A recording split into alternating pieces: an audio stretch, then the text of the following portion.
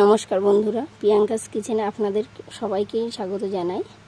আজকে আবার একটি নতুন রেসিপি নিয়ে চলে আসলাম, কাঁকড়ার রেসিপি। তো কাঁকড়াগুলো একে একে প্রথমে কেটে নিচ্ছি। কাঁকড়াগুলো ঘিনু ভর্তি, এটা কিন্তু মেয়ে কাঁকড়া।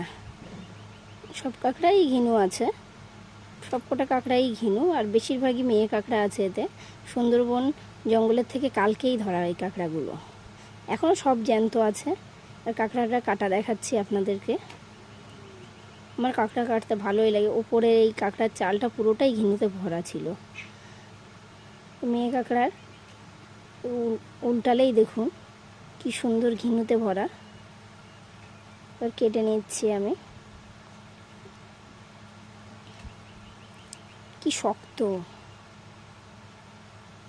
কাঁকড়া কাটার সঙ্গে সঙ্গেই দেখুন কাঁকড়ার চালের উপরে কি সুন্দর ঘিনুতে ভরা। ঘিনুগুলো দেখতেও সুন্দর লাগছে, আর এতটা ঘিনু আছে তার জন্য আমার কাটতেও খুব সুন্দর লাগছে। আর কাঁকড়াগুলো একে একে সব জলে দিয়ে নিলাম। জলে দেওয়ার পরেও দেখুন বন্ধুরা, কাঁকড়াগুলো কেটেছি তারপরেও জীবিত আছে, জলের কেমন বুড়বুড়ি তুলছে। কাঁকড়াটা এবার ছাড়িয়ে নিচ্ছি, ছাড়িয়ে একটা পাত্রে রেখে দেবো। কি সুন্দর ঘিনুতে ভরা, পুরো চালটাই ঘিনু ছিল তো, যার জন্য এত সুন্দর ঘিনু। আর আজকে যে কটা কাঁকড়া কেটেছি সব কটাই মেয়ে কাঁকড়া। এর মধ্যে একটা ছোট কাঁকড়াও কেটেছি। কাঁকড়াটা ছাড়িয়ে নিয়ে, এই জায়গাটা খুব শক্ত, ওর জন্য এই বটি দিয়ে কেটে নিতে হলো, হাত দিয়ে পারা অসম্ভব ছিল।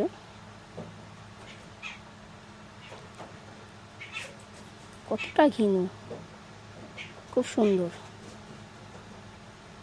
আমার এই ঘিনু ভর্তি কাঁকড়া খেতেও খুব সুন্দর লাগে।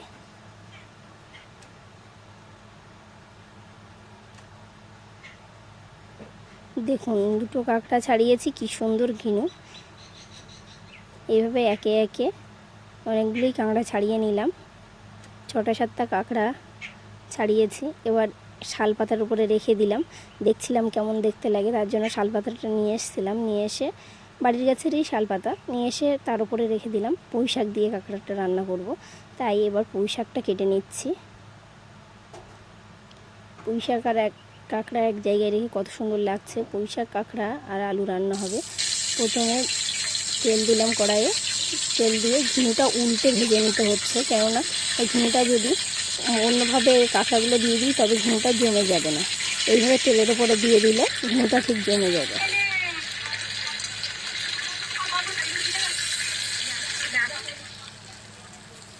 খুব সুন্দর দেখতে লাগছে।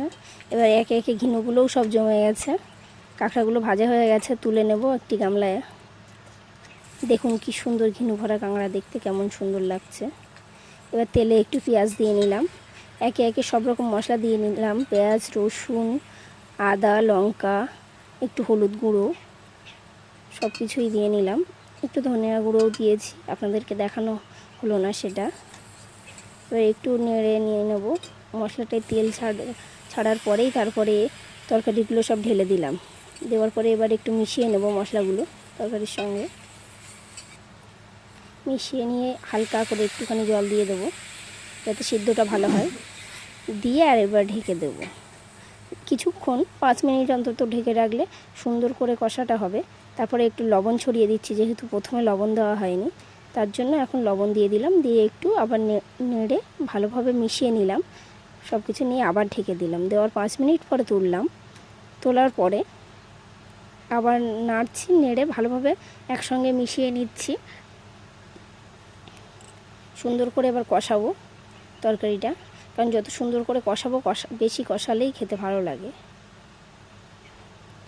পুঁই শাকগুলোও সব সিদ্ধ হয়ে এসছে, আলুটা সব সিদ্ধ হয়ে গেছে। আলু সিদ্ধ হয়েছে কিনা দেখে নিলাম।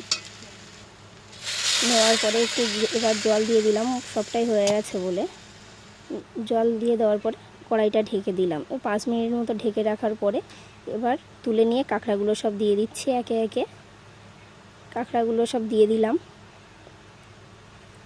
দেওয়ার পরে আবার থালা দিয়ে 5 মিনিট ঢেকে দিলাম কড়াইটি। দেওয়ার পরে 5 মিনিট পরে তুললাম। তোলার পরে দেখুন কতটা সুন্দর লাগছে, এবং পুরোটাই ঝোল মরে এসছে, একটু রসা রসা হয়েছে।